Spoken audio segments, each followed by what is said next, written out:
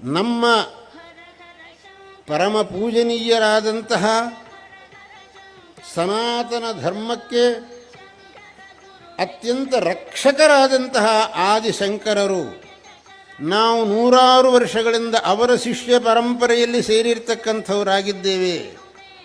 ಅವರ ಬಗ್ಗೆ ಯಾರೇ ಆಗಲಿ ಅಪಸ್ವರ ಹೇಳಿದರೆ ಅದನ್ನು ಕೇಳಲಿಕ್ಕೆ ನಾವು ತಯಾರಿಲ್ಲ, ಅದನ್ನು ಒಪ್ಪಲಿಕ್ಕೂ ನಾವು ತಯಾರಿಲ್ಲ ಎಂಬತಕ್ಕಂತಹ ದೃಢ ನಿರ್ಧಾರದಲ್ಲಿ ನಾವಿರಬೇಕು.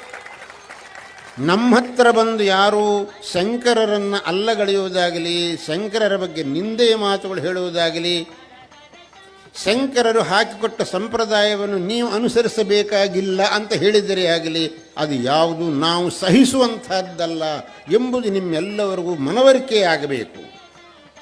ಇದು ನಾವು ಅನಾದಿ ಪರಂಪರೆಯಿಂದ ಅನುಸರಿಸಿಕೊಂಡು ಬಂದಿರತಕ್ಕಂತಹ ಮಾರ್ಗ.